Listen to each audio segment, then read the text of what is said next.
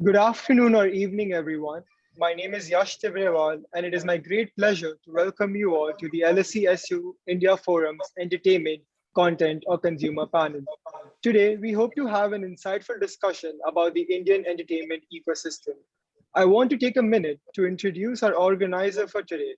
LIF is the United Kingdom's largest student-led India-centric conference. It has an enduring legacy of serving as an avenue for students to engage with inspiring Indian leaders from across industries for many years now. Today, we have amongst us some of the most relevant and pioneering representatives of the Indian entertainment industry. Miss Aditi Rao Hydari, a powerhouse performer and an entertainer par excellence, Ms. Hydari has impressively established herself as one of the most talented and bankable actors in India today. Recipient of the South Indian International Movie Awards, International Indian Film Academy Awards, and Asia Vision Awards and Screen Records, Aditi has time and again won everyone with her seamless act in both commercial mainstream cinema and content-driven films. Hailing from royal lineage, she's a trained classical Bharatanatyam dancer and has effortlessly managed to carve a niche for herself from Sanjay Leela Bhansali in Bollywood to Mani Ratnam in the South. She has worked with some of the best filmmakers in the country. He has delivered powerful performances in films like Delhi 6, Rockstar, Khoobsurat, Wazir, Fitur, Padmavat, and The Girl on the Train, amongst others. Mr. Dinesh Vijan. Mr. Vijan is an Indian film producer, director, and the founder of Maddock Films. He has produced critically and commercially acclaimed films such as Three, Hindi Medium, Luka Chupi, Badlapur, Love Aajkal, and Cocktail. Miss Srishti Arya. Miss Arya is the director of original film at Netflix India. She is a seasoned producer with 3 decades of experience. She is driven by curiosity and a passion for storytelling and has a pattern for successfully leading organizations and teams. She also serves as the Vice President, Digital and Television of the Producers Guild of India and has previously served on the jury for the International Emmys, International Academy of Television Arts and Sciences in 2014 and 2016. Mr. Rajkummar Rao, a prominent part of the Indian entertainment industry and recipient of several awards, including a National Film Award, 3 Filmfare Awards, and an Asia Pacific Screen Award. Mr. Rao initially graduated from the University of Delhi and went on to study acting at the Film and Television Institute of India. Mr. Rao debuted with Dibakar Banerjee's found footage Anathali films Love, Sex or Dhoka in 2010 and observed a major breakthrough in his career after the drama film Kai Po Che in 2013. During the same year, he received immense appreciation for his portrayal of a lawyer, Shahid Azmi, in Hansal Mehta's critically acclaimed biographical drama Shahid in 2013, for which he was awarded the National Film Award for Best Actor and the Filmfare Critics Award for the Best Actor. Mr. Rao went ahead to feature in numerous critically acclaimed films, including Queen, Aligarh, and Trapped in 2016, in which Trapped earned him his second Filmfare Critics Award for Best Actor. We are delighted to have such an esteemed and diverse set of speakers joining us. We thank you all for taking the time out of your busy schedules to be with us here today. Today's event will be moderated by Mr. Akshay Rathi, a film exhibitor and distributor with operations across the central Indian states of Maharashtra, Madhya Pradesh, and Chhattisgarh. Before opening the floor to discussion, I just want to point out some quick housekeeping notes. We aim to have Mr. Rathi moderate the discussion for about an hour, and then we will open up the floor to audience questions for 20 to 30 minutes. The audience can send in their questions through the chat box, which I will constantly monitor and pick out the most relevant questions. If you have a question targeted towards a specific panelist, please mention their names. And without further ado, I turn the floor over to you, Akshay. I won't Thanks be so there much. for the audience. Sorry, I won't be there for the audience interaction. I'll have to leave at 8:30. Okay. Right. Thank you, Yash, for that introduction. And truly, it's a privilege to be amongst these, phenomenal contributors to the Indian entertainment ecosystem. We have two seasoned producers, we have two phenomenal actors, and especially, at a forum where we're talking about content in the context of Indian entertainment, I couldn't ask for a better panel than this to speak to.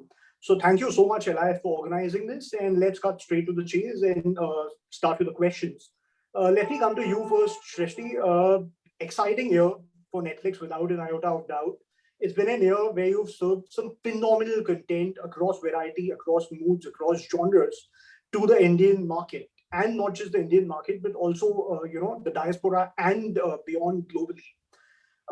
This year has the year that went by has seen the advent of a pandemic, and that's obviously somewhere changed the way we've been consuming our content.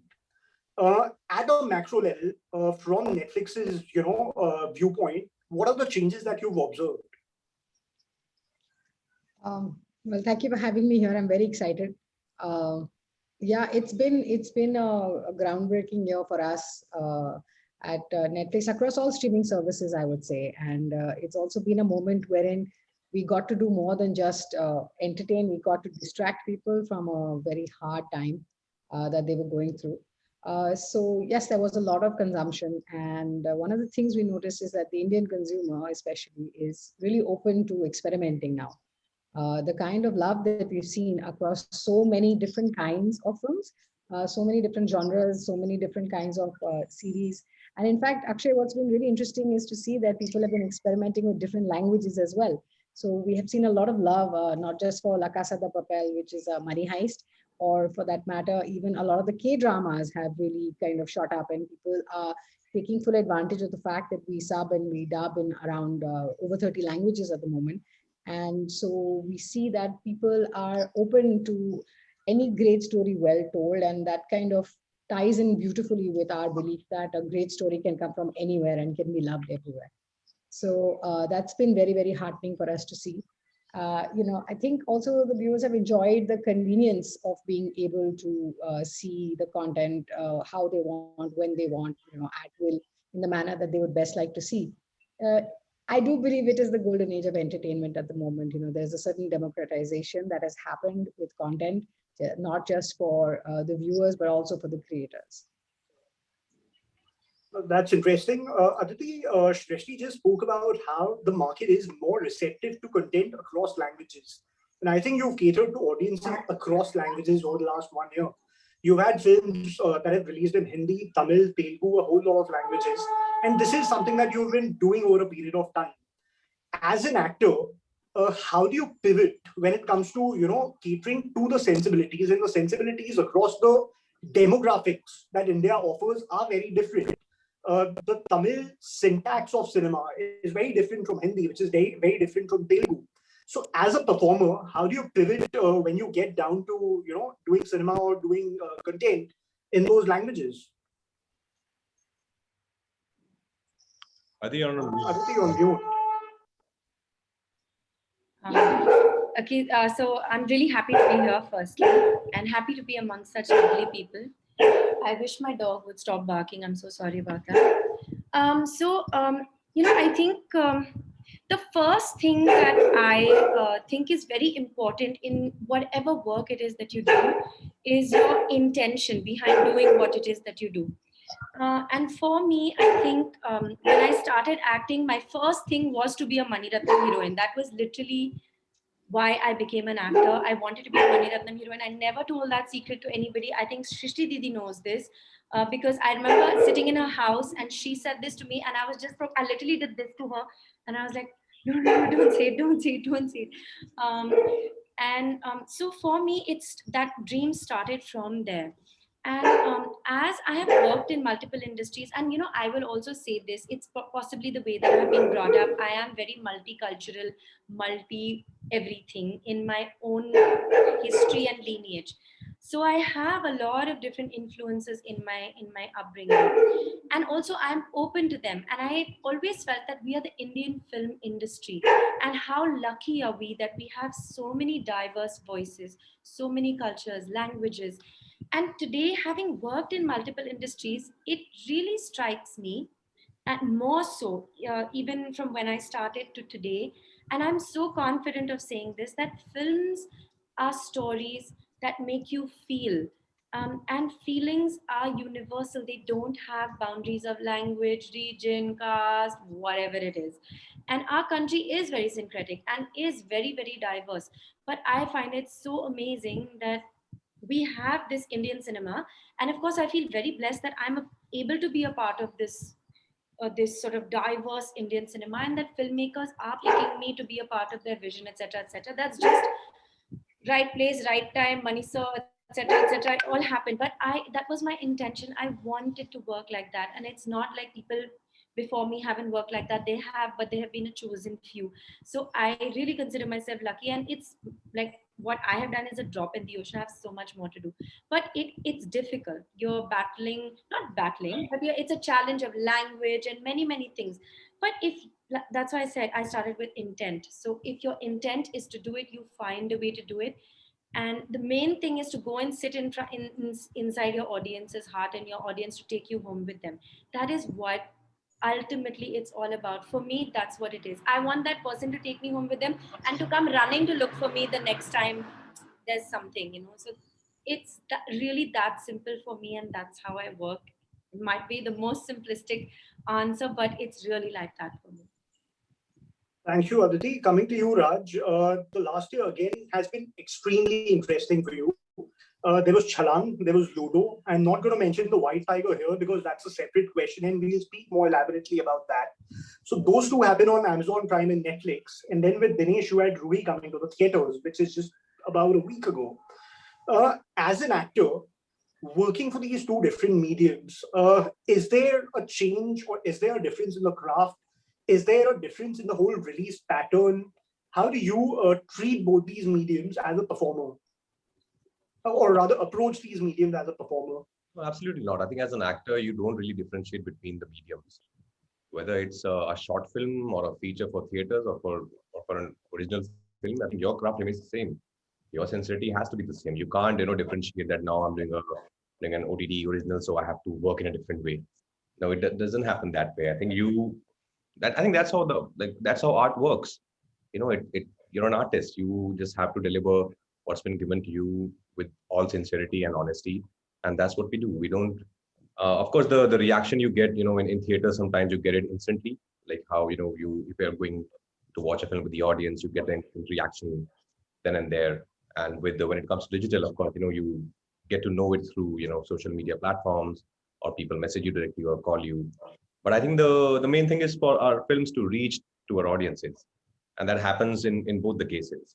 Like with Ludo, I remember the kind of love I got for playing Alu.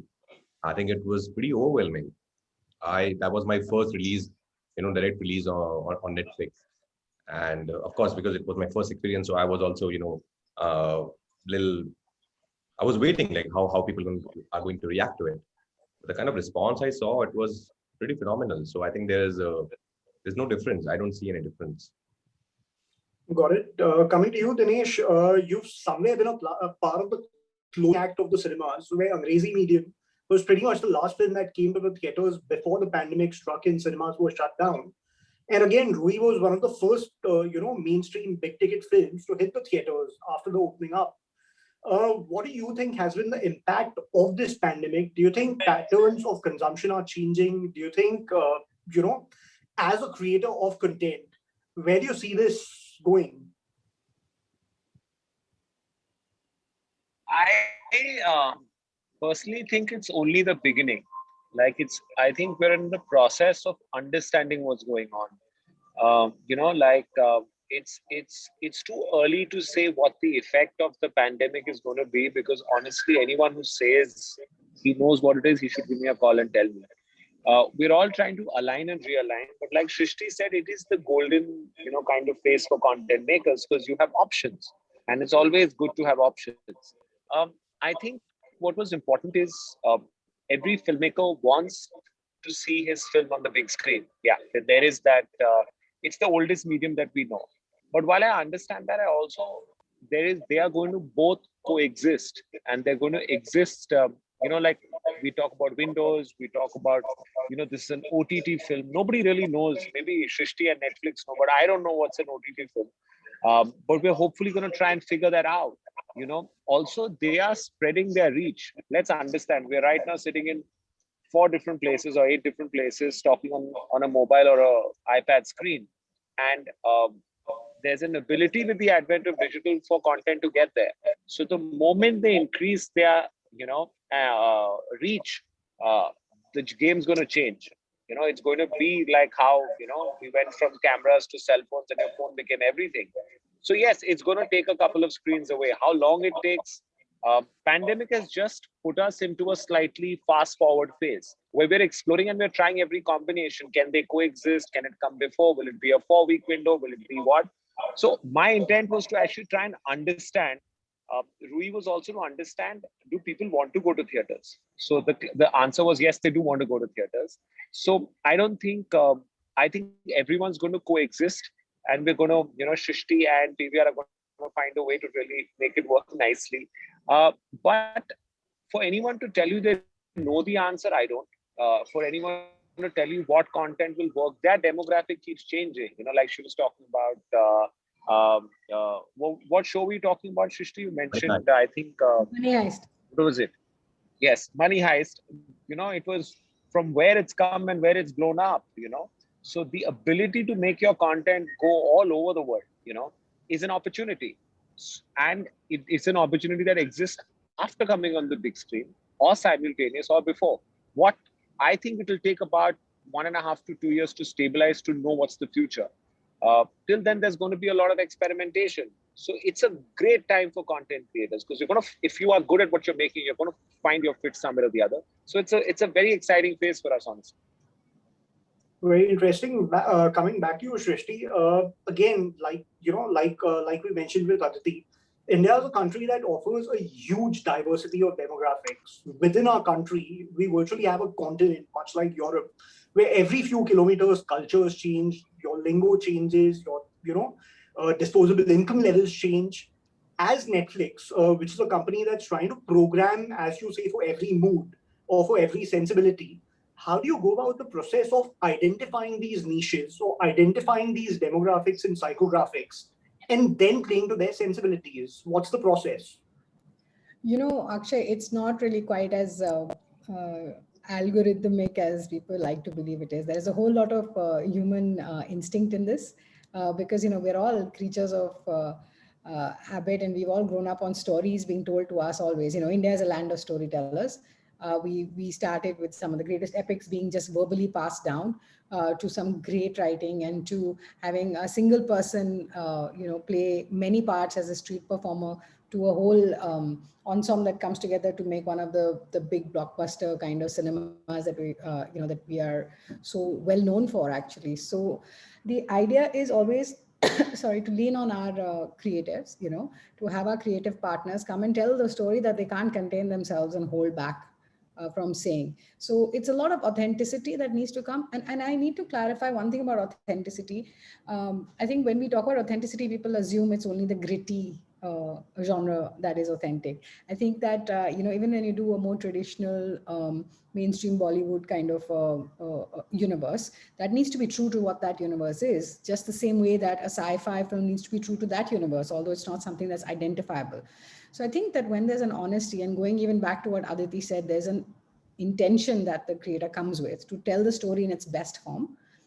That's when it resonates the best. And we have the ability on streaming today to be able to tell the story truly in its best form. You don't have to hit X amount of songs. You don't have to hit a particular length for the film, whether you see an Irishman or you see a Bulbul. At like, or a Rata Keli Hai, which was an Indian homespun, 3-hour movie after a really long time. But we also do like limited series. We also do multi-seasonal shows. So right now it's an opportunity for us to tell the story in its possibly best form. We're growing in different languages as well. We currently program in about 11 languages across Netflix. And just last year, we did Pava Kadaigal, which was our first Tamil original. And now we had Pitta Katalu, that was our first Telugu original. And we're looking forward to doing a lot more programming. But yeah, I think the short answer to that would be that we rely completely on our creators to come with the best possible story to us and bring it forward. Right. Coming back to you, Aditi, second guessing what the audience is going to like on the day of, a movie or a show's release has always been virtually, impossible. And with the advent of the pandemic, with the changes that are going to come into play, much like Dinesh said, the uncertainty around what, why, and where, and how in terms of consumption has only increased. As an actor, how do you go about choosing the films or shows that you'd want to do? Because obviously the intent for a performer is to have maximum number of people watching it and being interested in watching it. So how do you try and make those decisions around what are the projects that you think or your team thinks or makes you see the factors to choose the ones to do? See, I find that there are various stages in making a film, etc., for an actor, for a producer, for everybody. Okay, now if like I can only speak for myself, when I'm looking at a script, my first intention is not to think about whether this film is going to like be a huge success or not. How can I think like that? Because that really will never ever be in my hands, especially in a country like India, which is so complicated in many ways. Like there could be rain on a particular day of your release, and then that's it. People are not going to go, or I don't know. There's so many things, right? Like basic practical things. So again, I'm it's going to start with intent. Like as an actor, I look at my team. Like for me, what is most important when I'm looking at a film, apart from I'm going to say the basic things are, of course, the story. That like I'm not like now saying this is not rocket science. What I'm telling you, this is basic story, character, all this is basic. But after all of that, what I'm seeing is I'm going to spend 55 to 60 days on a set. Am I like, can I respect the people I'm working with? Do they inspire me every day to come to set and to be vulnerable in front of 150 people and then the rest of this country? Because as an actor, like again I'm speaking only for myself, I'm very vulnerable and I'm very comfortable being vulnerable, but I want to do that with people who value me, with people who nurture me, with people who I can learn from. So and this for me, this clarity, I'd still not say that I have complete clarity, but the beginning of this clarity has come from my having worked with a lot of amazing people, starting with uh, Srishti, Goldie, who really, really, really nurtured me too. I would say it really changed for me with Money Sir, where I realized that for me it's so important to be a child on set, where I am free to take risks. And I know that I will be nurtured, I will be protected, and I will somehow be shown the way. I can stand on the edge of a cliff, jump, fly. If I fall, somebody would pick me up, put me back, and say, run, fly again. For me, that's the most important way to work. And keeping all the other variables, saying that okay, it's a great script, the people for me are very very important also. For me, they have to be artists I respect and admire, because the commercial part of it, honestly, as an artist, should not be my problem, really. I want to go in there with the best intention to do with the best work with a team of artists creating a film that hopefully will be timeless. Then what happens to it is who knows. So that's how I pick my scripts, and I feel like in the last 4 or 5 years I'm comfortable being more fearless. I don't have that burden of, oh, I have to do one Hindi film because I have to prove to somebody that I can do this, I can do that. No, I'm like today, I'm like, I thank Mani sir every day, because it's because of him that I'm getting so many varied scripts. People are writing scripts for me, they're waiting for my dates, and I'm loved, and I'm like, the audiences have accepted me and loved me and continue to do so. I'm really blessed. So the only way that I can do it, as you say, like when I'm picking scripts, is to do it fearlessly and to do it with my gut. And the primary thing is this. Like, Right. Very, very interesting. Coming to you, Raj, you've been a part, you've been a part of possibly the first generation of actors who've, with a lot of consistency, been a part of content that has relied more on the storytelling than the advent of superstardom. So back in the day, if you look at the 90s, there were vehicles that were front-loaded by stars. And since Love, Sex and Dhoka, which you were a part of, and various other films, there came a time where you didn't essentially need a superstar to make a film reach a wide audience. scripts became a lot more important. The writing got a lot more emphasis. So, talking about that pivot, like I said, you've been among the first few actors who've done that with a lot of consistency. What are your thoughts on that? Are we truly entering an era which belongs to the super scripts rather than superstars? Well, yeah, I guess I think scripts are given its due importance, and people are investing a lot of time in writing the wonderful screenplays and dialogues. And it's not, I'm sure, like most of our makers are very concerned about how the script shapes up eventually, because before you start filming, and it's no more about let's just go on the set and we'll see how it happens. And every day you are getting a new scene that today we're shooting this, and you don't have any idea of the story. It doesn't work that way anymore, and it has. For me, I think I feel very lucky that at, I'm doing films at this point of time in my life where people are writing exciting stories. Makers are taking risks and experimenting with their storytellings. It's no more about just that hero, heroine, villain, which is the formula that we've had for so many decades. It's different now. Today it can be about Iba Lelu. Like it's about a simple guy who's trying to just work at this monkey job, so it can be anything. As long as your story is interesting, as long as people relate to your stories, I think there will be an audience for your film. And now it totally depends on you. Like if you're what your as Aditi said, what your intent is. You're making this film because you want to make 100 crores, or you're making this film because you want, no matter if it's a small audience, but there will be an audience for your film. I always say this, but I believe there's some films which are for weekends and there's some films which are for life. And the thing is, how do you find that balance, where you also make money at the box office, but also that film will be remembered forever.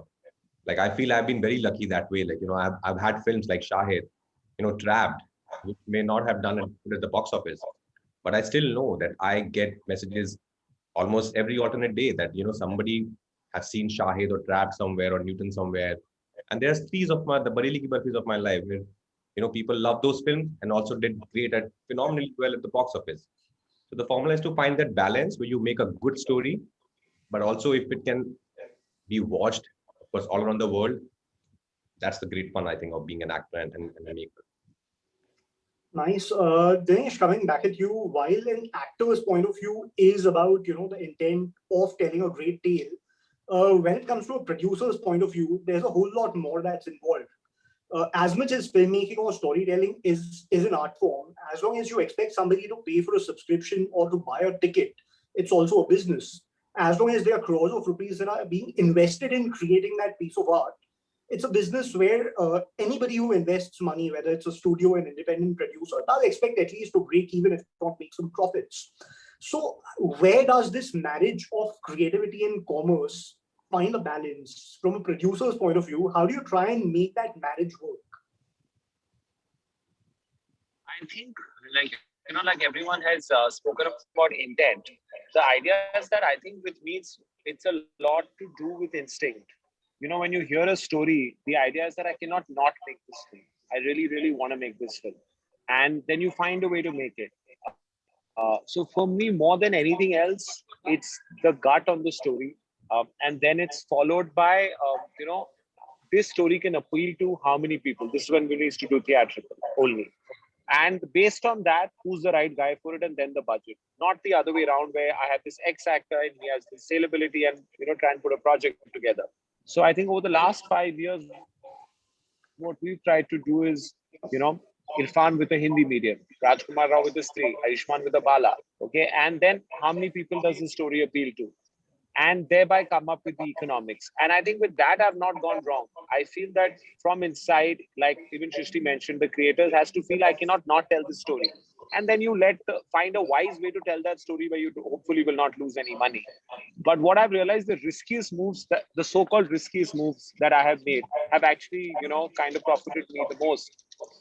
Like be it a Stree or a Hindi medium didn't seem like wise choices, because I'd done slightly larger films before that. So I think with me, it's gut and instinct. This is the story I want to tell. And then you try and get the best actor, for the job. And, we are a writer and a director driven company. So I think the core strength of Maddock is its writers and its directors. And we have that loyalty over the years, whether it's a Sriram Raghavan, whether it's a Homi, whether it is an Amar, whether it's Lakshman. And we give a lot of new directors chances, and that's, where we who don't have fear, and like you said, you're willing to go all the way and are not in a way, I wouldn't use the word corrupted is strong, but who don't feel film should be a certain way. They're a bit adventurous with their storytelling. That's what excites me. So that's how, in a way we play. Right. Coming back at you, Srishti, again, just to speak a little more about India as a market, the biggest of brands from Mercedes to McDonald's have really had to Indianize themselves in terms of their offerings. And of course, we see some very exciting things coming out of Netflix, like the mobile-only plan for $199, because that's what possibly a huge chunk of the Indian market can afford conveniently. So what are these customization, related factors that Netflix India is looking at to get a better and bigger outreach with the audience here? I think one of the things that gives us a great advantage is that India is used to content. Right, we're used to stories being told to us in many forms, and we are, one of the largest film industries in the world. So we have a lot of ease of consumption. We've had a great and glorious history of television as well. So we find that people take to us pretty easily. And if the content is right, then people do come on. But like you said, the not only the mobile only plan that we which is a tier that we started, we also have like a Hindi UI now. We started downloads when we tested and found that a lot of people like to, I have to commute a great deal in India between home and work, and they like to be able to watch their content at that moment as well. So smart downloads and just downloads as a whole, we started doing here. Dubbing and subbing international content, we've seen great amounts of love for Money Heist once it's got its Hindi, Telugu and Tamil dub as well now. And so that's something that's unique for us as well. But, largely, I think a good story well told is universal. We do try to make everything as accessible as possible in the most comfortable viewing way. And, we're constantly in a process of testing as Netflix, not just in India, but globally. But happy to report that the mobile only plan starting out of here is now hugely successful in several other countries as well. Right. Aditi, coming back at you, the last 5 years possibly have been extremely exciting in some sense, especially for actresses, because unfortunately back in the day, you didn't have as many films, you did, but far and few between, which were front-loaded by actresses. Of late, some of the exciting stuff that's come out of Netflix or some of the big movies that have come out have been top-lined by actresses. A great time to be an actress in that sense. What do you mean of this change? Is it still a far way off from where it should be in this context? Are actresses getting their due in terms of the size of the role, the importance of the role, or in terms of films being frontlined by them entirely? Okay, so let me start with an ideal situation is that I wish that people wouldn't talk about stories as, like, suppose we say heroine driven stories or actress driven stories. Do we ever say hero driven stories? No. So firstly, I wish that category in itself would get, like, we would not talk about films like that, because the moment we talk about it like that, we are creating a difference. Ultimately, it's a story. It happens to be about a woman and she happens to be the center of that story, or she's the protagonist, or it happens to be a man, or it happens to be a dog, or it happens to be a grandparent or cat or whoever. So I feel like I wish it was just about stories, but this is the idealistic me speaking like this. Having said that, I also feel like, and as somebody who has watched, like, and I'm sure all of us have, like, older films, etc. Even in older films, like, very often female protagonists were at the center of some very incredible stories, whether it was Nutan ji or Meena Kumari or Bahida Rahman or so many actors, Rekha ji, Jaya ma'am. I mean, countless stories where directors told stories with females as, with women as the protagonists of their stories. I also do believe that women have very interesting stories also, because quite naturally they are more comfortable with their feelings. like conventionally. They are comfortable showing their feelings, etc., etc. And so there is more like drama around it. I think in the recent past, at least, like say when I joined, like say 2010, 11, when I started working, or maybe a little before that, etc., it was quite different. Where people used to joke about Indian cinema and say, oh, heroine will come in for like 3 songs and one phone conversation, giggle, and then do one song, which people call an item number, which I cannot bear, because then you're calling a girl an item. I'm like, it's a dance number. If she knows how to dance, it is a dance number. Please do not call it an item number. Anyway, so we've come a long way from there, at least.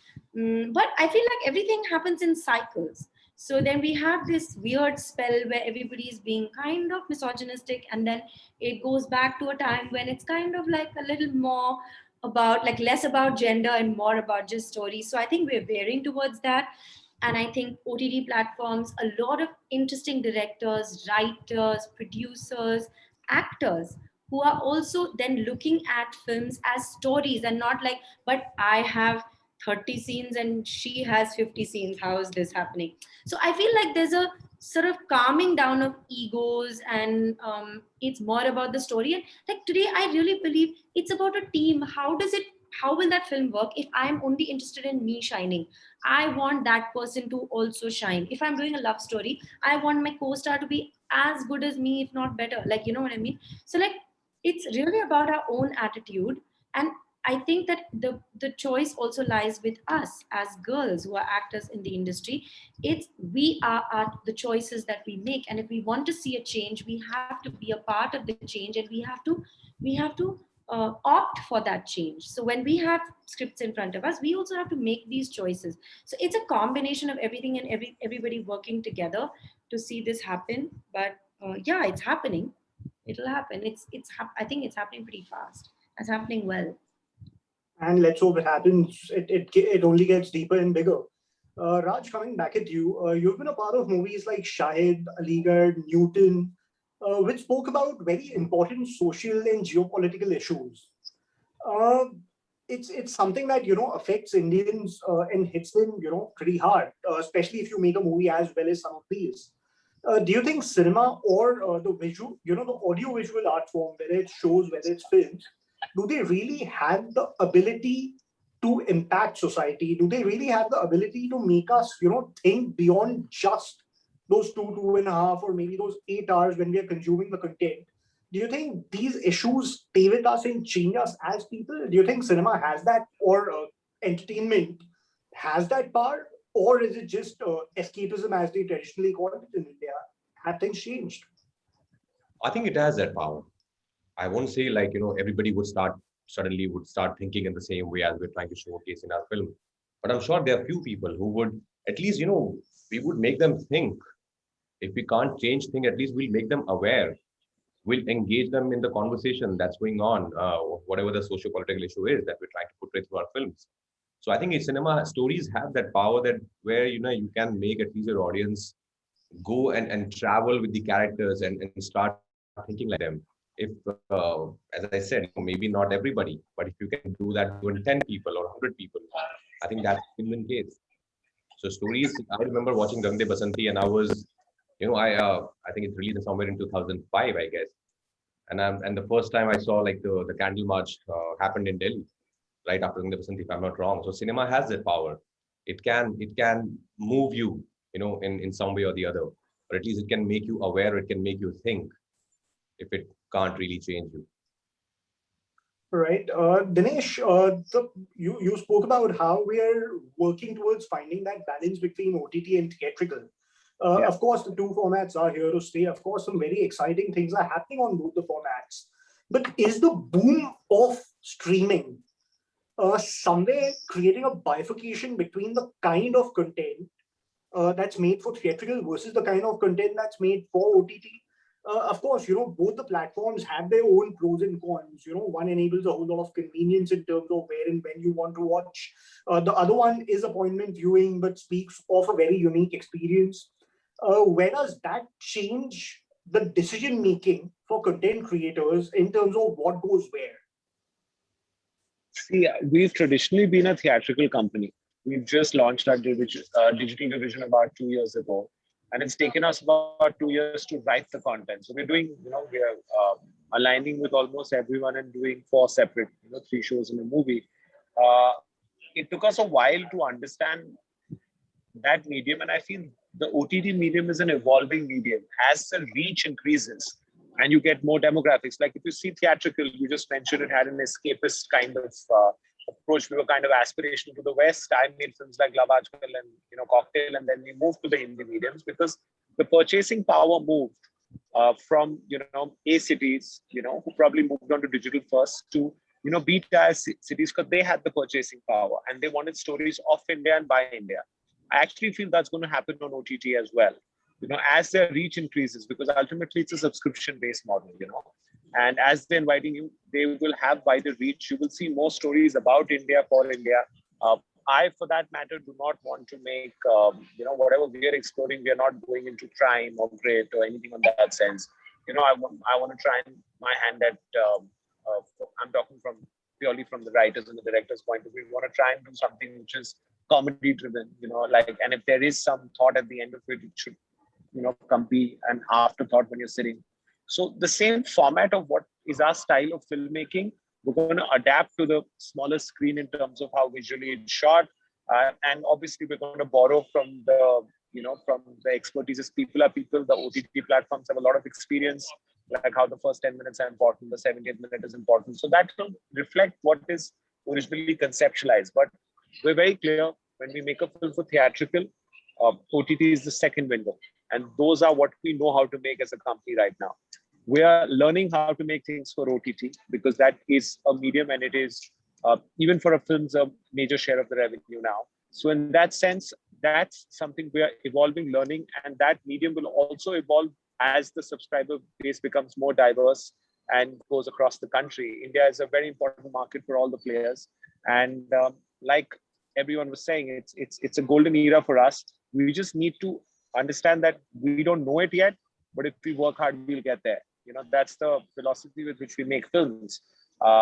So it is a very interesting time, because every time it's going to be like a result card of how, and then hopefully we'll also, the way filmmaking is, Akshay, if you think you know it, it's the end of the journey, I feel, because I don't think you can know it. It's constantly evolving, right from how there was the angry young man, from there and moved to Raj and Rahul, to now you mentioned it's moved to content and stories about India, where the story is what appeals more than anything else. So like how cinema has evolved, OTT too will evolve. We as a company want to do the thumbnail that comes should not have a reference point. It should not just be just because there's a certain kind of content internationally that's worked. We would like to put our edge to it and do something different and a little more wider, because I feel by the time we get ready, there will be more reach, and that kind of demographic we want to cater to. So that's how I see it. Right. Srishti, a couple of shows that came out from Netflix, AK versus AK is one very interesting film that went there. Fabulous Lives of Bollywood Wives was another one, where the genre of scripted reality came into India with these, in some sense. These, of course, have shattered the traditional mold of content, where it used to be entirely fiction, or it used to be reality shows, so to say. This is a genre that somewhere brought in a whole lot of excitement. It's become a talking point. Do you think there are more much mold shattering genres that can come into play, and what do you think is the way forward on those?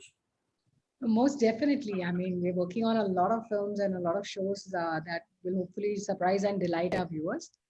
This is all, I think, the beauty of when people come to us on a streaming service. It's because they have these things that they don't believe there's any other way of putting it out, right? I guess hopefully empower them to tell the stories in the best form that they believe it should be. So when Vikram talks about AK versus AK, and he wants to do something like that, and he also then gets the buy-in of Anurag and Anil, right? So it's a collaboration that comes through all these people. Karan always wanted to do Fabulous Lives. For that matter, what we did with Masaba was also fairly new in that sense. We've also had interactive shows like Bandersnatch or Kimmy Schmidt. So the idea is that we're constantly trying to evolve and see what it is that we can bring to our viewers that's uniquely Netflix, but also that can only happen when the dreamers dream it, and then we try to make it happen. Right. Raj, let me quickly come to you since you need to leave at 8:30, and then I'll just circle back to the others very quickly after that. The White Tiger, one phenomenal film that you did with Netflix, truly an international film in the true sense of the word, right? And not just in terms of the people who were involved in making it, but also in terms of its consumption. As popular and spoken about in the West in various parts of the world as it was in India. While there have been a few in the past, like My Name is Khan, The Lunchbox, which have really, traveled beyond not just the borders of India, but also beyond the Indian diaspora, where there is a native Chinese who's seen that film, or there's a native, American in America who's seen that show. What do you think are the factors that can come into play as storytellers, as performers? What do you think do we need to put in to make our stories travel wider, travel to more people beyond the traditional Indian geographies in the Indian diaspora, which of course has been a hugely evolved market over time? You're on mute. Well, I think the story has to be such, it has to be more universal in nature.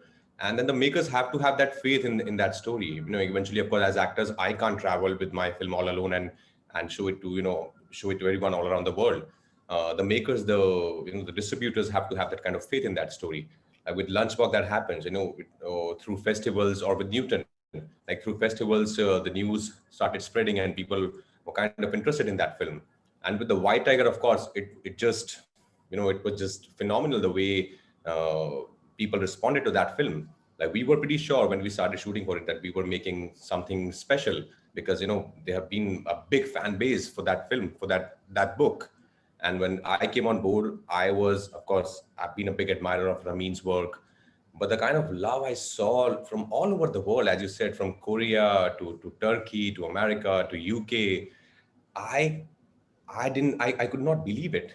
I thought, there's this film which came on Netflix, like Ludo came, like other films came, but the way it opened up, I think it was just amazing. I saw the reach of Netflix that way through the White Tiger, and same way. I think we were talking about Money Heist. Like I was reading somewhere that how it didn't work that well when it released in that particular country, but when Netflix picked it up, the whole world became crazy about Professor, and Berlin and everyone. So I think it has that power. OTT digital platforms has that power there, where you can instantly, I think overnight, you can just reach in every nick and corner of this world, and people would just want to watch whatever you're doing next. I'm glad that it happened with the White Tiger, and I just hope that we make more and more films like the White Tiger, or the Newtons, or the Lunchboxes of the world, where we show it to the world also that we are. I'm sure still there's majority of people out there in the world who feel that Indian, like Bollywood, as we say, is only about singing and dancing. It's no more about that. Of course, we make films which have songs and dance, and I'm really proud of that too. But they are also stories which are about universal story, which are about content, which are about performances. So I hope we make more and more such films, and we take our Indian cinema. I know it's absolutely growing, but I hope we just take it to the next level now. Right, and before we let Yeah, you I'm go, sorry, I'm just going to interrupt you for a minute, if that's Go for it. okay. But I really need to clarify that White Tiger also being in English language is a huge advantage. But the kind of love we saw for Ludo went across over 15 countries, where it appeared in the top 10 rows. We saw AK versus AK pop in about 40 countries, and we're working on something super exciting with Raj, which we're hoping is going to be like. But we were not supposed to talk about it. And the thing is that at the end of the day, great content travels. I think the ability and what service provides is access, easy access to people. And as people get more and more comfortable with the Indian actors and our grammar, it will become more and more accessible. Because today, I think like having Raj on the thumbnail, as Dinu was saying, is a huge advantage, because he's been seen not only in White Tiger but also in Ludo. Right, Raj. So coming back at you before we let you go, one last question. Yeah. 25 years ago, there was a Raj that became extremely popular with DDLJ. Oh And yeah. even today, everyone's spoken, you're hammering it out. And it's been the era of Raj, and it continues to be so in some sense. And of course, with films as diverse as Chalang, which was one mainstream Hindi film directed by Hansal Mehta, who doesn't really make mainstream films, to something by Priyanka Chopra, who's been the epitome of mainstream films at a point of time, who made something as different as The White Tiger, which traveled borders. It's been an extremely exciting time for you. What do you think in these years, or rather in this one last year, this whole climb that you've seen to, a position where you get so much of love, so much of acclaim, so much of work, exciting work coming your way. Your point of view as an actor. Honestly, I never planned my future. I when I started with LSD, I was more than happy. At least, I got my first film. I had no idea what's going to happen after that. So I never really planned. People ask me, where do you see yourself after 5 years? And I have no answer for that because I don't know. Everything is so uncertain, especially this pandemic has taught us that. So I just go with my gut feeling. All these films that you have mentioned are the films that I read, I felt excited about, and I just wanted to be a part of them. The only thing I want is I really want to grow as an actor with every film. I really want to push myself and want to take risks when it comes to playing characters. And the day I would start just repeating myself and doing the same thing again and again, I think is the day I would stop and take a break and say, no, that's not the reason you came to this industry, or that's not the reason you chose to be an actor. So the whole thing is just to push yourself and don't take everything seriously. Like honestly, I'm doing it for myself because I genuinely love what I do. There's nothing else I can do in this world apart from being an actor and play these characters. So it just gives me immense amount of happiness playing these characters. I feel happy when I come back home after a tiring, long, hectic day. But where I know some magic happened today, I just feel very content about that, and that's how I think it's going to be with me forever. And let's hope it can continue to be like that forever and ever for you and for every brilliant actor that we have in this country. Thank you so much, Raj, for joining us. We wish this conversation could go on for longer with you, possibly the next time, hopefully Yes. again at LSE. Thanks so Thank much for you, being thank you, here. Srishti ma'am. Thank you, Aditi. Bye, Raj. Say bye to your dog. Dog is like, It's cute. yeah. See you. Bye, bye, guys. Talk soon. Uh, Aditi, coming back at you, being an actor in India is not just about acting, right? Whenever you step out, you're, as they say, tapped. You are in the public eye all the time. You are a public figure whose opinion on something that may be your forte or not is always, when the opinion comes out, whether it's, whichever side of the spectrum it falls on, it is critiqued, it is spoken about. Uh, there's so much that you have to really experience and in some sense seem answerable to, where being a public figure, like I said, is quite a challenge. What do you think about that, an actor's job beyond acting in India? I think you just live and learn. So at the beginning, it's all very confusing. Also, people tell you 18 million different things. Then you are a particular kind of person, and then all that is a big hodgepodge. Then you fall multiple times, scrape your knees, do stupid things, but you dust your knees, you get up, and you keep moving. And I think at some point you realize what is authentic to me, what is it that I want to do, what is it that like I think that there comes a day where you're like, this is me and this is what I want to do and this is why I came here. And the day that you realize that, and I'm sure that every 2 years, every month, whatever, that might change, I don't know, but I'm just saying that the day you are authentic to yourself and what it is that you came here to do, I feel that all the other voices that keep going in your ear, they kind of calm down a little. They don't like they are not so loud in your ear. So I feel like, see, either I can live my life as an actor, being worried and feeling the burden of what everybody says, judgment, whether it's clothes or what I said about a particular issue or not. Or I can, like, I literally tell myself this every day. I'm like, I count my blessings every day. I'm so grateful every day because I'm like, so few people get to be in the place that I am. And there is the kind of love and the kind of, like, the things that people do for you, the kind of love that they show you, that they show an actor, it is unparalleled. I mean, there are very few other professions that get that kind of love. So either I can choose to crib about the pressure that is there on me to be a certain way, or I can be like, if I want to go out in my gunji and my torn jeans, and for anybody to say whatever they want about me, I didn't wear makeup, fine, my hair is oily, or whatever, I didn't do that particular film like they wanted me to do, or ultimately it's about you and that team. And it's about being true to that. You cannot make, like, you can't, like, you can't listen to all those voices. What we, at least what I work for, is that love from the people who are watching the movies, and for the twinkle in the eye of the director whose vision I am trying to breathe life into. Everything else ideally shouldn't matter. Of course, I'm human, and there are days that I will cry and call all my close people and be like, it's not fair. But at the end of that day, I'll always remember the amount of love, and there is nothing that compares with that. So I'm just always grateful. But yeah, I mean, that's all. Yeah, this is all that is coming out of here because I truly believe this. So yeah. That's honest. One thing that I'd like all of you to answer. So, the advent of digitization in general and the streaming platforms, more in the context of entertainment, have really made the globe shrink. As we all discussed a while ago, I mean, a show that's Spanish, possibly 10 years ago, won't even have reached the Indian shores unless through, a few pirated links here and there, and that too to a very niche audience.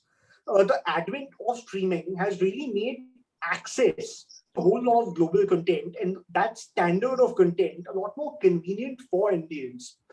With this exposure and with access to this kind of content, obviously when there is an action film or a superhero film that's made in India, the average Indian is probably going to compare it with an Avengers or with one of the big ticket films there. How do we as Indian content creators or Indian producers or Indian streaming platforms work towards uplifting our content to those standards where our users or our consumers don't feel short charged? Any one of you, whoever wants to go for it. I think Dino is the most actively working, so maybe you should go first. I think make better films. It sounds as simple as that, but I don't think we've always survived. One thing about Indians is we always survive and we have our unique style of storytelling. Years ago, it was dancing around trees, but people loved us for that. And, we had fanfare in various parts with Netflix and all the other platforms. We have so much reach. So I think the good news is, and the bad news is that the audience has woken up to what the global standard is. So you cannot be mediocre. So you got to up your game, and that's an exciting time, and it's become democratic. I don't think there's ever been a more democratic time for content. You have a good film, you'll find a place to put it, and you will get rewarded for it. So I think it gives a lot of opportunity to a lot of talent from all departments, who might not traditionally fit the big format or the conventional way of getting a break. There is so much opportunity out there for people, which is just like, we should feel grateful, like Aditi said, for the opportunity and to be born in this time. You just said that Netflix launched its, mobile plan, and so did Amazon, and everyone. So as soon as there's more and more reach, your content we must understand that only 2% of people watch films. Whereas, we've got reach of 1 billion more. In about 2 years, everyone will have, not even 2 years, a year, everyone will have a mobile phone, right? Almost we're at 80%. So what does that tell you? That every Indian can decide to watch your film if it's good enough, or, you can actually target the demographic you want, based on how you put your content out. So it's very, very exciting. And I think the one line is that I think, Srishti, and we've discussed this before, that it's the most democratic time to make movies. It cannot be controlled. It is purely on merit. And if you can tell a story, one of us here or one of us who's not even here will, help you get there. And that's freaking exciting. Srishti, you want to go for this? Yeah. No, I mean, everything that Dean was saying and a little more, as Netflix, we ensure that whatever we are creating in India is of the exact same standards that we do globally as well. Our service is one, and we don't serve our content based on the language of the country of origin, right?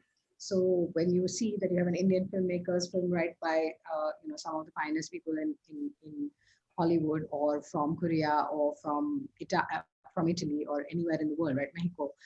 But so what we've always tried to do as Netflix is to ensure that we also bring to the ecosystem best practices that are available to the rest of the filmmakers in the world. So case in point would be like we've been doing these post-production workshops where we've been working not just with the vendors and also with the creators to kind of up the game, getting people down here to be able to bring the best technology and the best practices to the market.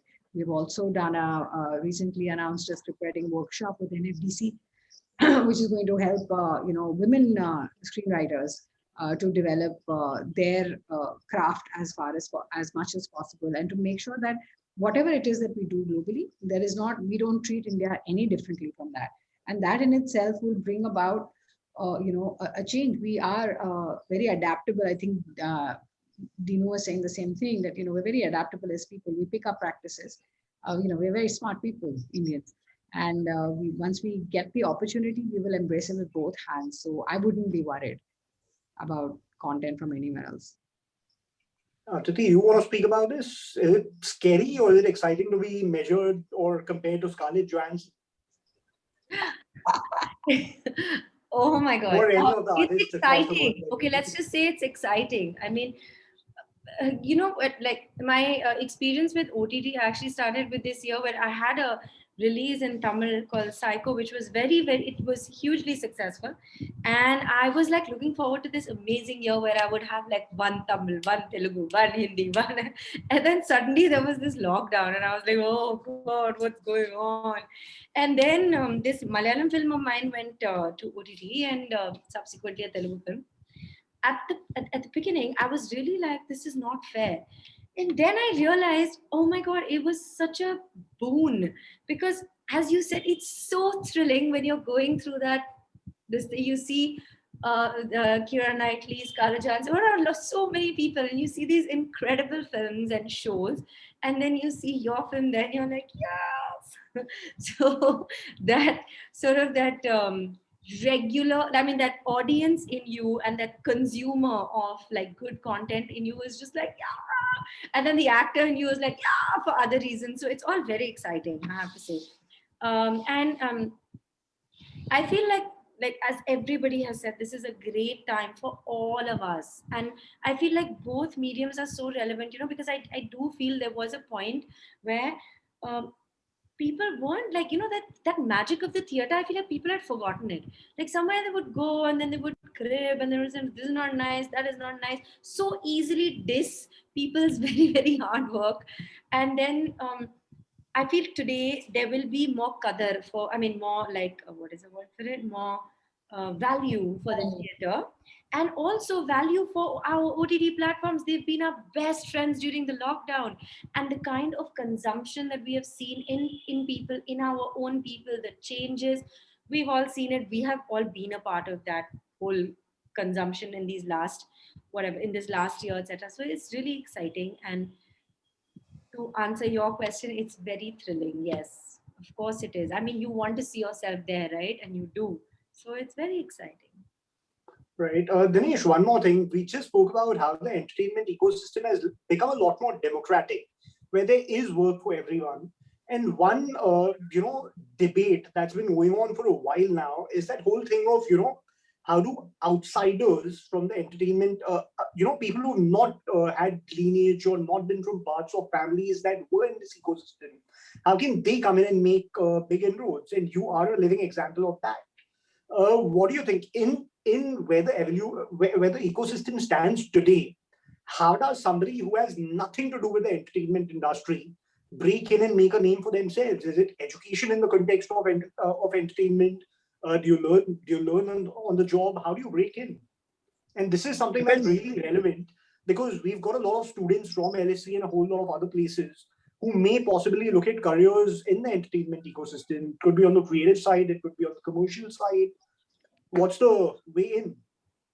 I think, one thing, I've been thinking about this, during the lockdown, and I used to wonder, like, how I got in. It was a lot of faith and, a lot of meeting the right people at the right time, and, and also a little bit of luck that played a role to get where you get. So how is it that, and, all our directors are almost first timers, we've not had any lineage in terms of that. But they've all been exciting storytellers. Content has changed. The people consuming the content are from the same cities where these directors are coming. So, small town is the new big town. So I feel what we are trying to do at Maddock, and hopefully within another 8, 9 months, is to try and have almost like an online platform where we can only help writers and directors and, like first time actors. First time actors is a little difficult because, there's a casting department that goes about it. But we're trying to build something where you can send in your stuff. Yes, obviously, if you have the right education where you understand story and structure, it helps. But like generally, one thing the pandemic has taught you is that, generally at about 60, you want to do a little bit of philanthropy, because you want to go to heaven.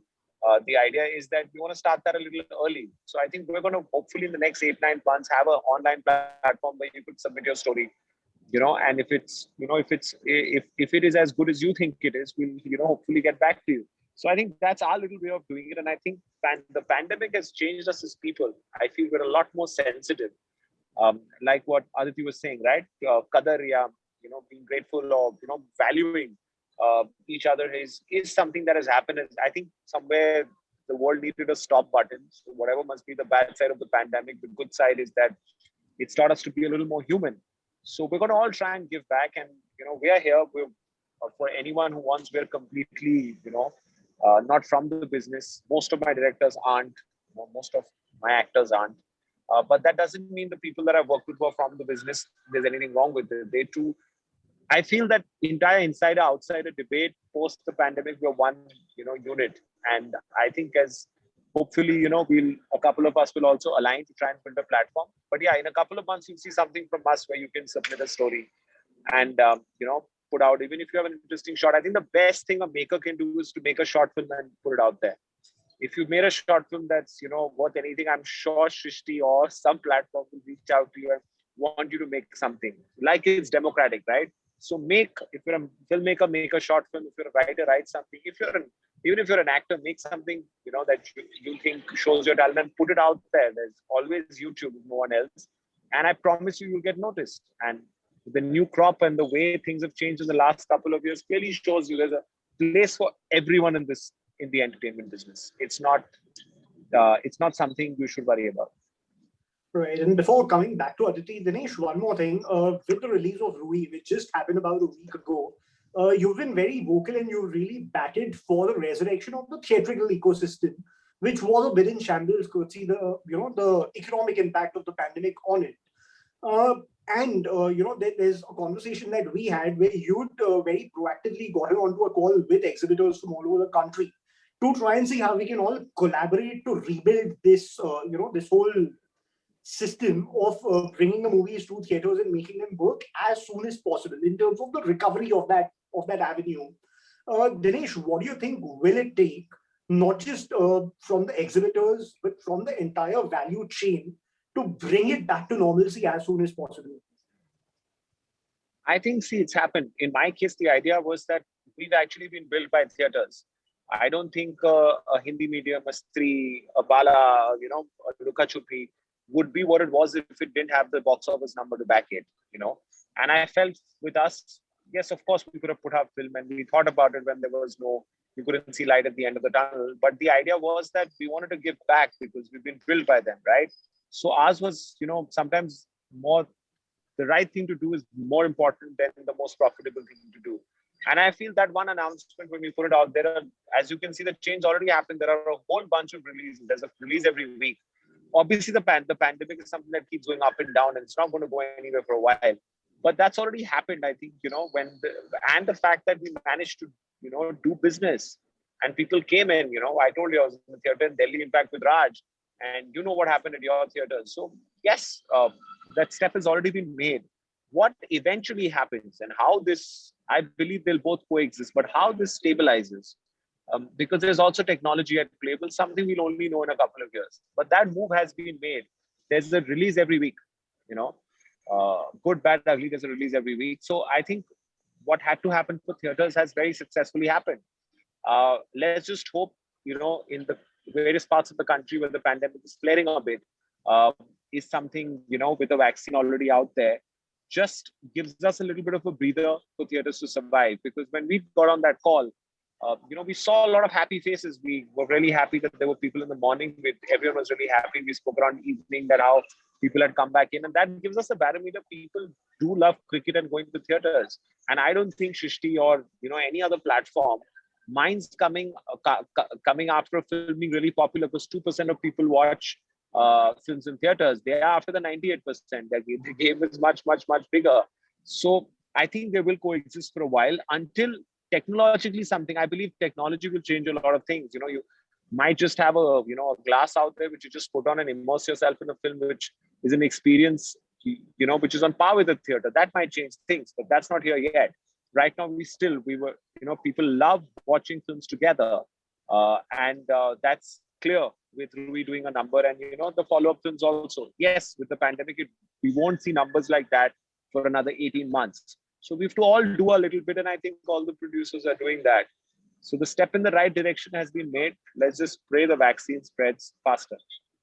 Right. And before I hand it back to Yash to take questions from the audience, one last at you, Aditi.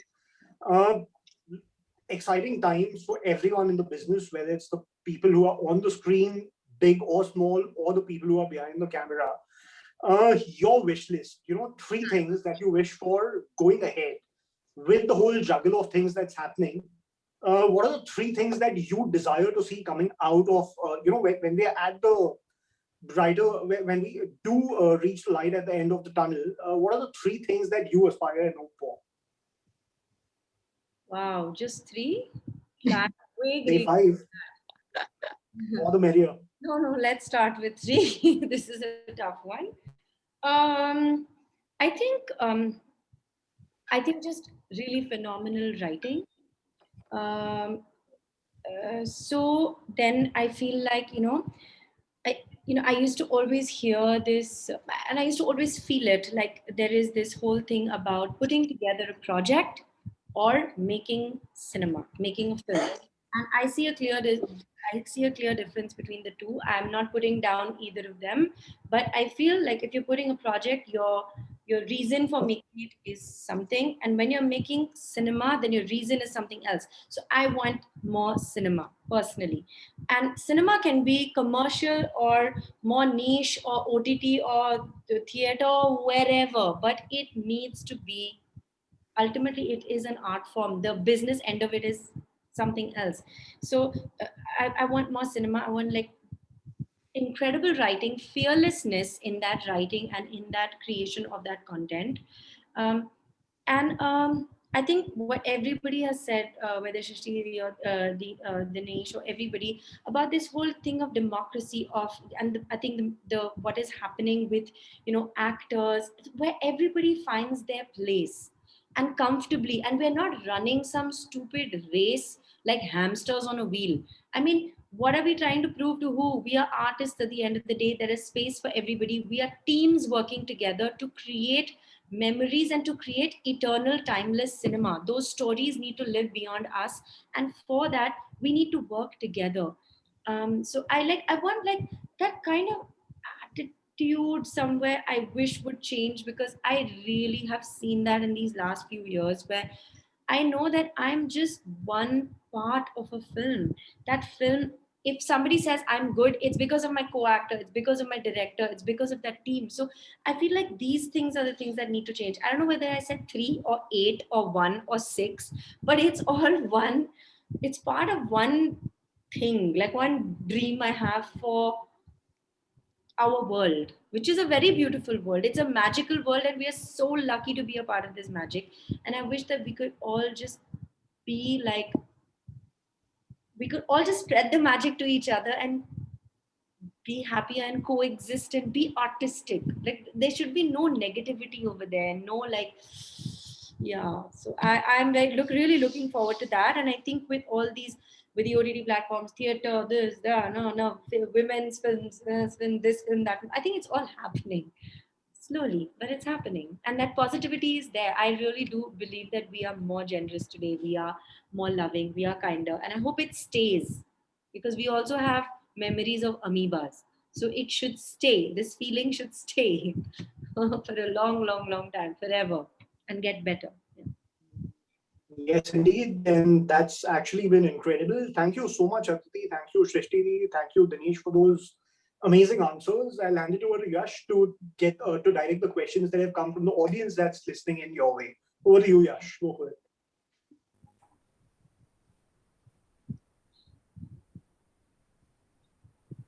Uh, Yash, I can't hear you. Is it just me? None of us can.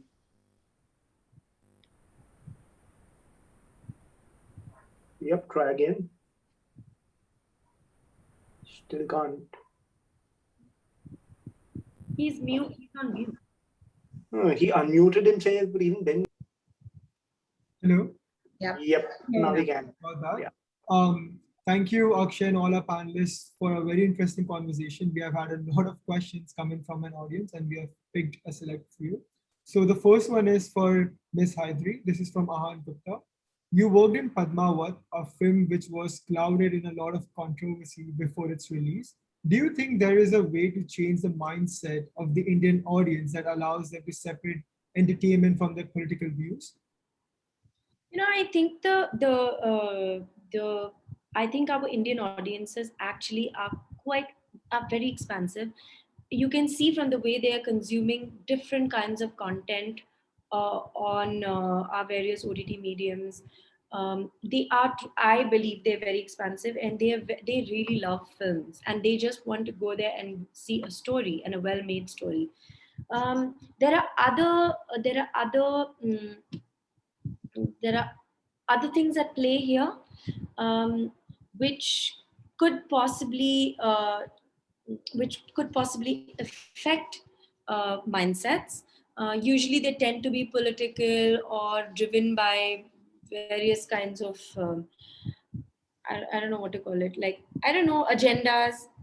But that would be the best way to put it. I don't know. I'm also trying to be like polite. And I feel like it's not really the people. It is various groups of people who are taking umbrage at various things. And it's not the, I mean, it happens very often. I wish as a country, in terms of our policies, etc., as a culture, I think India is very expansive. We are a very loving, large hearted country. I do wish that we could continue to be like that. We are a very happy, syncretic culture, and I wish that we could be like that. And I really do wish that for artists, especially, because I think that freedom of expression is so important. It is ultimately uh, um, a reflection of where we are as a society and where we are headed, etc., etc. And a lot of that comes through our various artistic mediums, whether it's dance, music, film, whatever, etc., writing. So yeah, I mean, it happens, but I don't think it's the people as much as certain people. Thank you, ma'am. The next question is from Ishani Pandey, and I believe this is open for all. How has the industry helped those not as fortunate, for example, people who work behind the scenes, such as spot boys, etc., in the film industry during the pandemic? Also, since the OTT industry and its growth is symbiotic with the traditional theater and studio industry, how do they plan to help the traditional film industry community in these constrained times?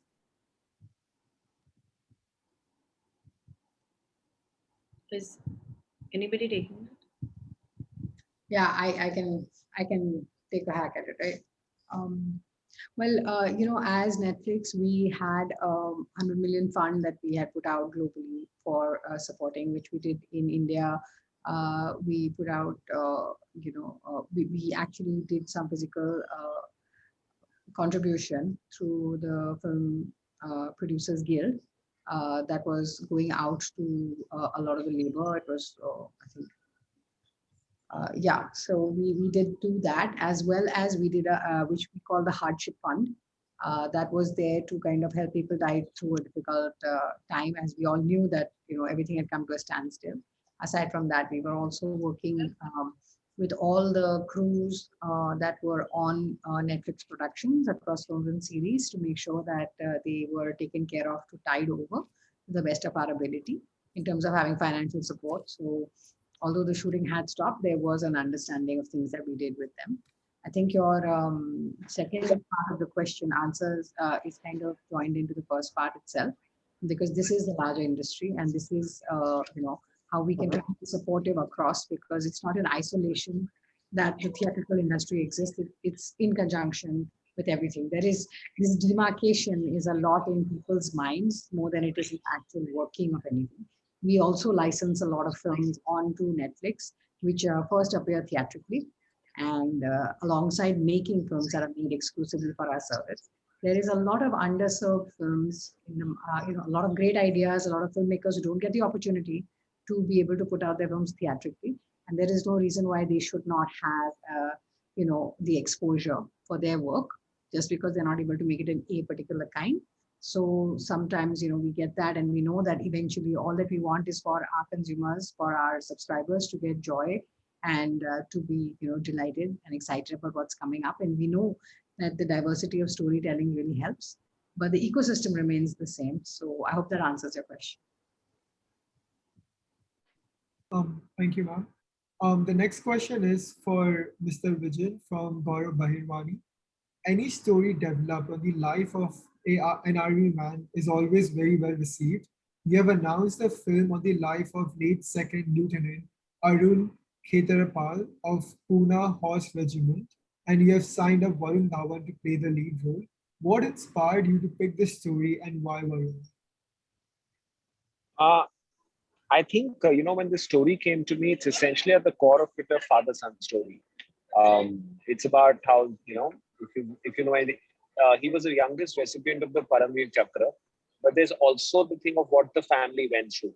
And, Senior Khetrapal had also traveled in the early 2000s to Pakistan and went to his son's grave. So we've kind of got two tracks in the film. One is, his father's story of traveling to the same place where the son had gone. And so the film has the ability to give people hope. A 21-year-old guy is the youngest recipient of the Paramveer Chakra. So it's almost like, what are you doing at 21?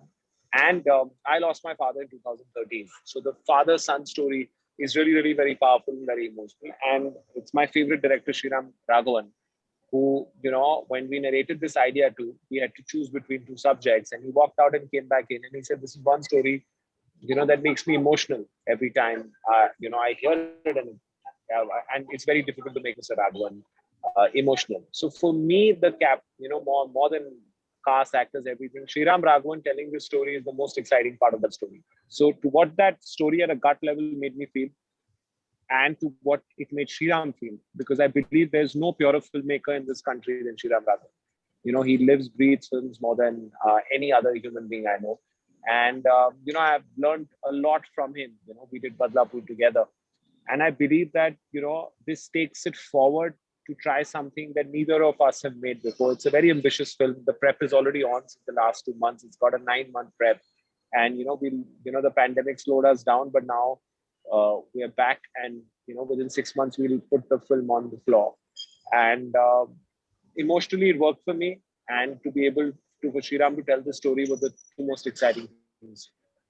The reason for, and also in a way, it will also give a lot of direction to every 21-year-old kid to see a really inspirational story, and that kind of story has not come for a while.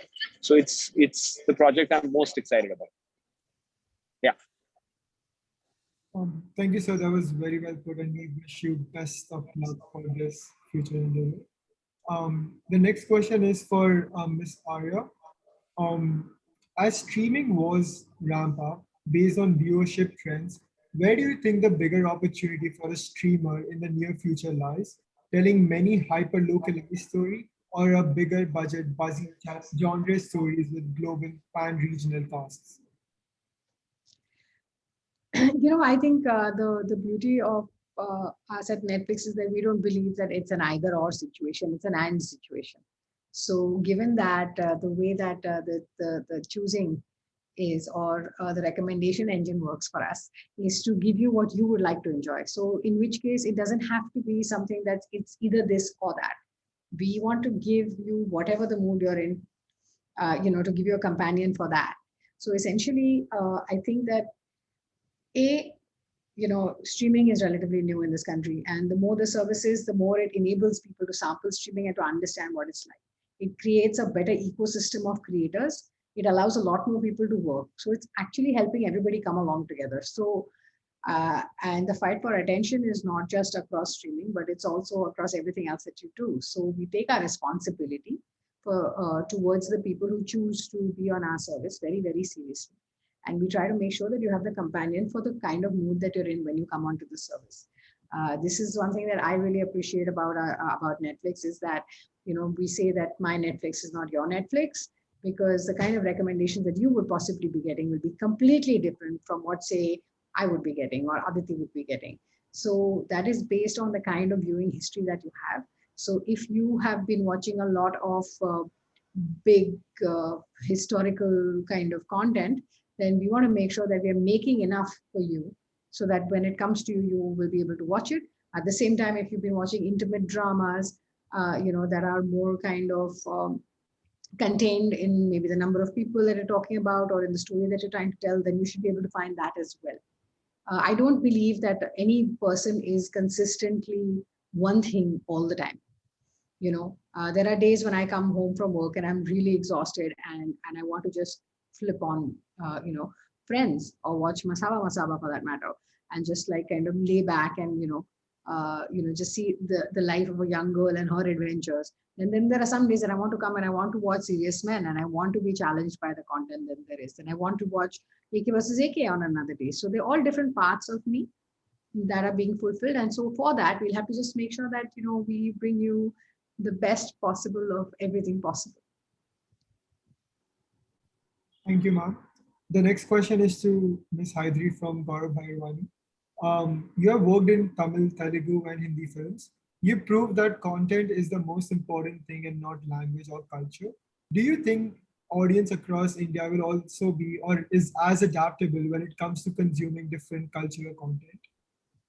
I do think so.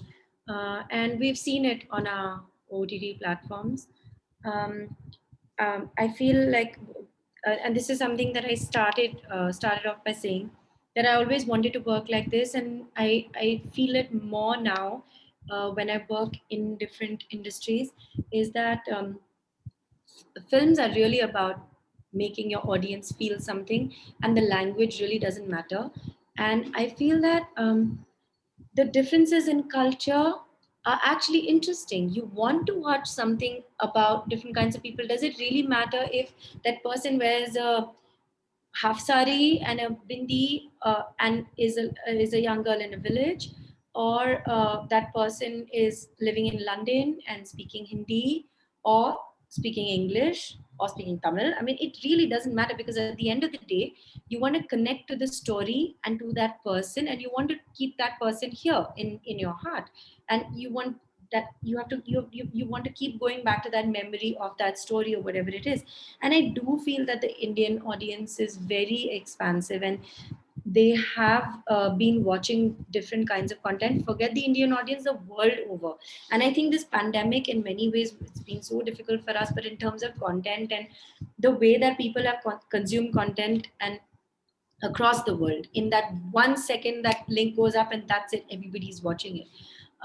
So I have a lot of I believe this about our country, that if you give them good stuff, they lap it up. They really back it, and they want more, and they do it. And on OTT platforms especially, it comes without burden. Like, there's no other factors that people are worrying about. It's literally just amazing content. In the theater, there are a few other things to worry about, but it's happening, across the board. It's happening, and the audiences are loving it, is what I believe. But maybe the producers here should answer that better.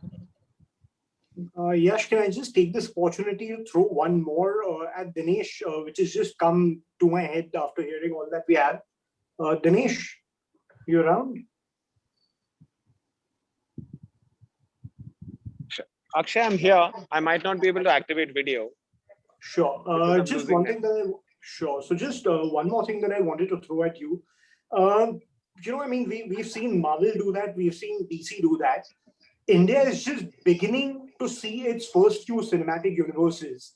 And one that you're creating, which is all about horror comedy as a genre, where you had Stree, you had Ruhi, and there's more coming. There's Bhedia, which has already been announced, which is a part of that universe. And there's more. How do you go about doing this? It's a very exciting new process. It is a process that's, that can lead to great dividends if done right. How are you going about this? So I'll tell you how the idea came to me. It came to me from a gentleman called Chuck Rowan, which I'd gone for with Deepika, and we'd gone for dinner. And he said, you need to build your own box where everything coexists, but you start connecting it. And he's the guy who's, produced more Nolan's films. He's done Suicide Squad. So he said that, for an audience, a repeat watch and to be invested in one film and to connect it and come back is the future. And somehow, we made Stree, and actually Rui was written before Stree released. So it was parallel, but all the others have got developed simultaneously. So Bhedia will be done in a month and a half, and Munjha will go on floor. So the idea is obviously the one that you put out as a new character needs to be accepted, and then he can come and join the universe. But since we are in filmmaking, we've got so many as Indians, we've got so much folklore that there are enough legends to build this universe, So I think it just organically happened. I'm at the right person at the right time. A film happened which had the potential because of the legends and the amount of folklore that's available. And I believe it's the future.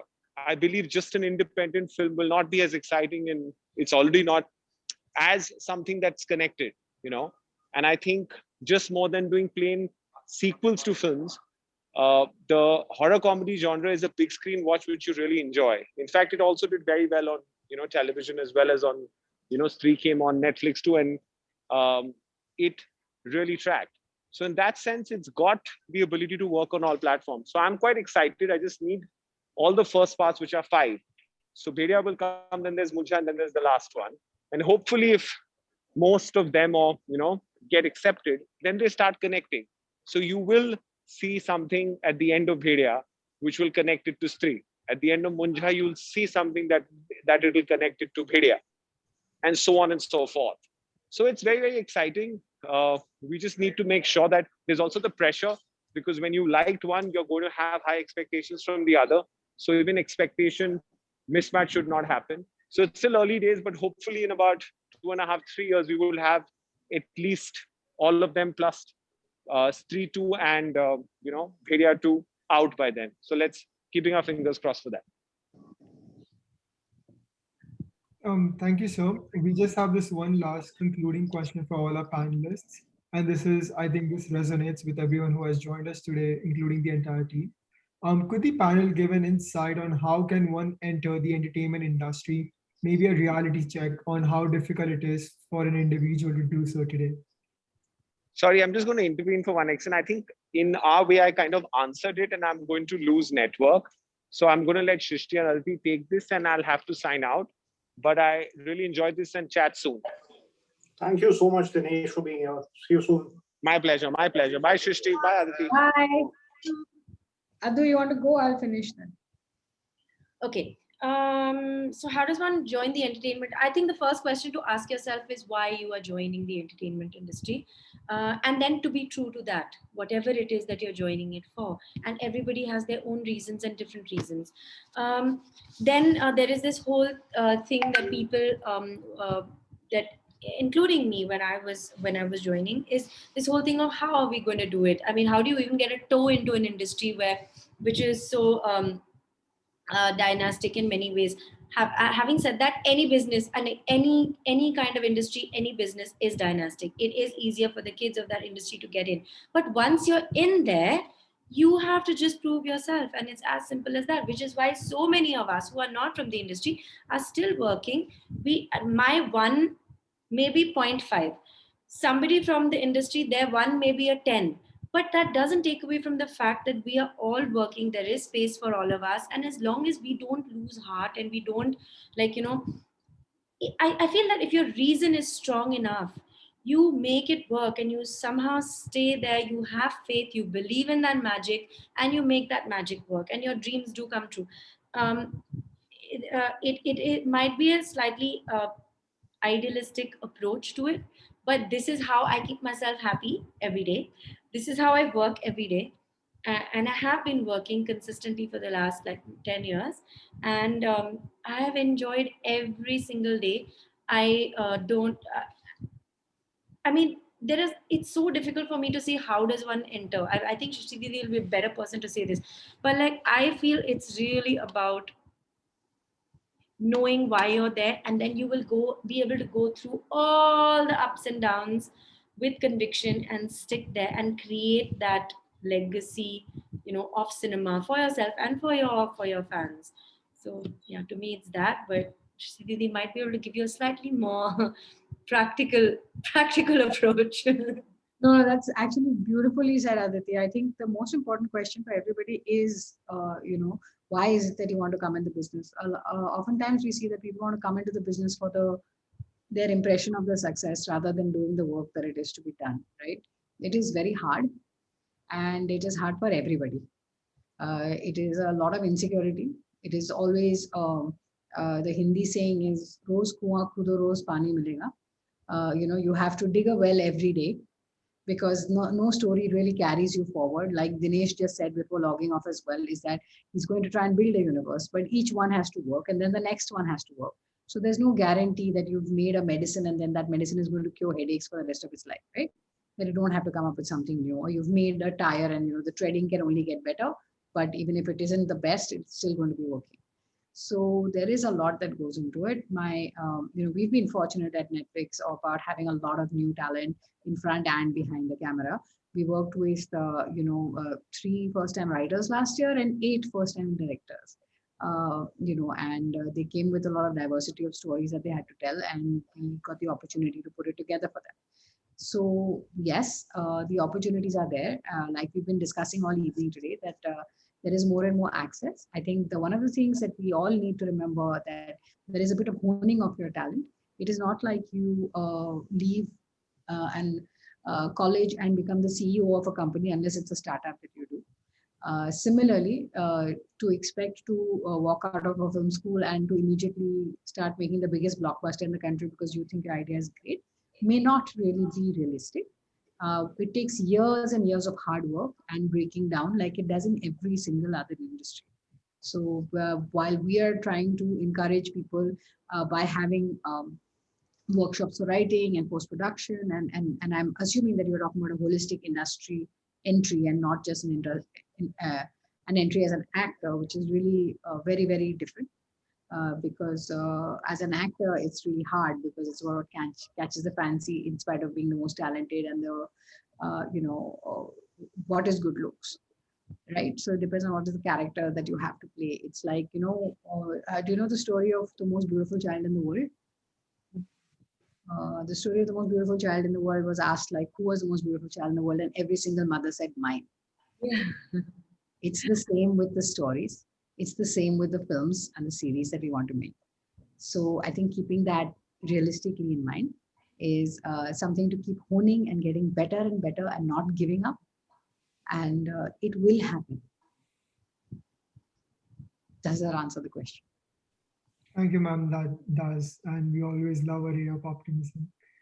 With that, we have reached the end of our panel discussion. We would once again like to thank all our panelists and Akshay for an amazing moderation and an amazing discussion, and all of our audience for tuning in. This was the last panel of the LSE India Forum, and we have had an amazing journey. And thank you everyone for taking the time out this evening to join us. Thank you. Thank you for having us. Thank you.